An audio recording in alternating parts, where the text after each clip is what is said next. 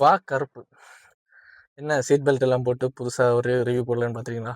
S, this victory feels personal. RJ பாலாஜிக்காக. So இந்த review Karuppu 2016ல் ரொம்ப ஸ்ட்ரகிளுக்கு அப்புறம், ரொம்ப ஒரு ஹார்ட் ஒர்க் அப்புறம், ரொம்ப நாள் கழிச்சு, ரொம்ப நாள் இருந்து உட்காந்து எழுதின ஒரு படம் தாங்க கருப்பு. மே 14 ரிலீஸ் ஆகும்னு சொல்லிட்டு டைட்டில் எல்லாம் அனௌன்ஸ் பண்ணி ரிலீஸ் பண்ணியிருந்த நேரத்தில் ரிலீஸ் ஆக விடலை. ஏதோ டிஸ்ட்ரிபியூட்டருக்கும் ப்ரொடியூசருக்கும் உள்ள ஏதோ ஒரு சண்டையில் ரிலீஸ் ஆகலை. பட் மே 15 கரெக்டாக 9 மணி ஷோ ரிலீஸ் ஆச்சு. சூப்பர் ஸ்டார் ரஜினிகாந்த் டைலாக் மாதிரி லேட்டாக வந்தாலும் லேட்டஸ்ட்டாக தேட்டர்களை பிச்சு உதறிட்டு இருக்கிற படம் தாங்க இந்த கருப்பு. கருப்பை பற்றி சொல்லணும்னா ஒரு fantasy action drama movie with big star cast like Suriya சாரா இருக்கட்டும், த்ரிஷா மேமா இருக்கட்டும், and Swasika, Swetha, Natty, RJ Balaji and எல்லாருமே சேர்ந்து நடிச்சு ஒரு இந்திரன்ஸ், அவரை மறந்துட்டேன், இந்திரன்ஸ், நம்ம தீபாக்கா எல்லாருமே சேர்ந்து நடிச்சு ஒரு அழகான ஒரு படம் தாங்க இந்த கருப்பு.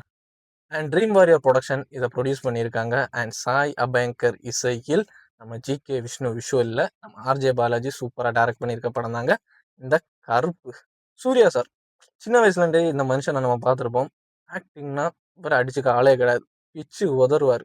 அந்த ஒரு 2007லேருந்து அந்த ஒரு 2015 காலகட்டங்கள், நம்ம ஒரு டீனேஜ் ஆட்டு வளர்ந்து வர காலகட்டங்களில் இவரோட சாம்னஸ், இவரோட ஸ்டைல், கண்டிப்பாக இவரோட ஸ்டைல் எல்லாருமே ஸ்கூல் டைமில் ஃபாலோ பண்ணியிருப்பேன், நானும் ஃபாலோ பண்ணியிருக்கேன். இவரோட ஸ்டைலு, மாசு, ஸ்வாகு எல்லாமே அழகாக இருக்கும். சேம் கான்செப்ட் இந்த கருப்பு படத்தில் அழகாக வச்சுருப்பாங்க. அந்த ஒரு காஸ்டியூமாக இருக்கட்டும், அந்த ஒரு சாம்னஸாக இருக்கட்டும், அந்த ஒரு ஸ்டைலாக இருக்கட்டும், அந்த ஒரு ஸ்வாகாக இருக்கட்டும், எல்லாமே அழகாக சூப்பராக எக்ஸ்போஸ் பண்ணியிருப்பாரு நம்ம டேரக்டர் பாலாஜி இந்த நேம் ஆஃப் கருப்பு அப்படின்னே சொல்லலாம். அண்ட் டேரக்டர் பாலாஜியை பற்றி சொல்லணும்னா 2 டிஃபரன்ட் செட்ஸ். அவரை நம்ம டேரக்டராக பார்த்துருக்கோம், ஆனால் ஒரு காமெடியனானும் பார்த்துருப்போம், ஒரு ஹீரோவாட்டும் பார்த்துருக்கோம். ஆனால் இங்கே வேற ஒரு செட் ஆஃப் வேல இங்கே வந்து ப்ரொடியூஸ் பண்ணியிருக்காரு. என்னன்னா நான் சொல்ல போகிறேன். ஃபர்ஸ்ட் டேரக்டர் விஷயத்தில் பார்த்தீங்கன்னா ஸ்க்ரீன் பிளே சூப்பராக பண்ணியிருப்பாரு. ரைட்டிங்கில் கொஞ்சம் சொதப்பினாலும், கொஞ்சம் நேரம் படம் லேக் ஆகி போனாலும் அந்த ஸ்க்ரீன் பிளேயை சூப்பராக கிரிப் பண்ணி ஆளுங்களை இருக்க வச்சு ஒரு கமர்ஷியல் கூட ஒரு ஃபேண்டசி எலமெண்ட்டை சூப்பராக ட்ரா பண்ணி அழகாக கொண்டு வந்திருப்பாரு. அண்ட் செகண்ட் செட் என்னன்னா அந்த ஒரு ப்ரோட்டோகோனஸ், நம்ம ட்ரெய்லர்லாம் பார்த்துட்டு நம்ம நினச்சிப்போம் ஆர்ஜே பாலாஜி வில்லனா, என்ன ஆர்ஜே பாலாஜி வில்லனா, ஆனால் அது சூப்பராக மக்களுக்கு ஒரு ஜஸ்டிஃபை பண்ணுற மாதிரி, நான் தாண்டா வில்லன் அப்படின்னு சொல்லிட்டு ஜஸ்டிஃபை பண்ணுற மாதிரி சூப்பராக ஒரு விஷயம் பண்ணியிருப்பாரு. அப்சல்யூட்லி மாஸ் கிளாஸ் ஒரு வில்லன்.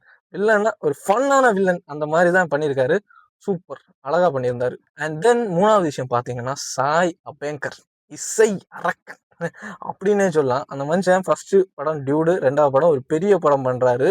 பெரிய படம் பண்ற மாதிரி இல்லைங்க, ஏதோ 10-15 படம் பண்ற மாதிரியே மியூசிக் அடிச்சு நொறுக்கி தேட்டரில் ஒரு கான்சர்ட் மாதிரி கருப்பு கூடவா சாமி ஆடி நம்ம துள்ளுற மாதிரி ஒரு அழகான ஒரு விஷயங்களை வந்து சூப்பராக கொடுத்துருப்பாரு. எப்பா எனக்கெல்லாம் அப்படியே தேட்டர்ல இருந்து பார்க்கும்போது காலு கையெல்லாம் அப்படியே ஆடிட்டே இருந்து அழகான ஒரு விஷயம். சாய் அபேங்கர் ரெண்டாவது படம் பண்ற மாதிரியே கிடையாது, ஏதோ 10-15 படம் பண்ணி வந்து பண்ண மாதிரி அழகான இசை அந்த கருப்பு கூடவா.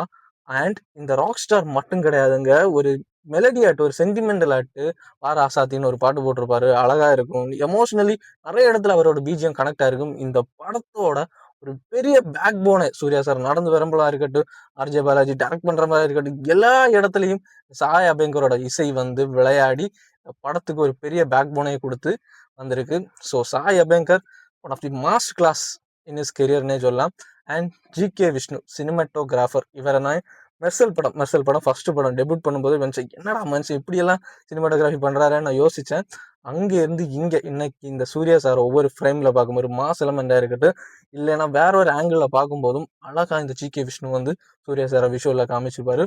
And his cinematography don't cheat us அப்படின்னு சொல்லலாம். பிகாஸ் மெர்சலா இருக்கட்டும், பிகிலா இருக்கட்டும், லைக் லாஸ்ட் வந்த ஜவானா இருக்கட்டும், எல்லாத்துலேயுமே வந்து அவரோட விஷுவல்ஸ் எல்லாம் வந்து சூப்பராக இருக்கும். So it's my favourite GK விஷ்ணுன்னு சொல்கிற ஒரு மனுஷன் அந்த ஒரு டார்க் ஷேடோட சூப்பராக பண்ணியிருப்பார் அந்த சினிமாட்டோகிராஃபி விஷுவல். இதோட ப்ரோஸ் அண்ட் கான்ஸ் பற்றி தான் பேச போகிறோம்.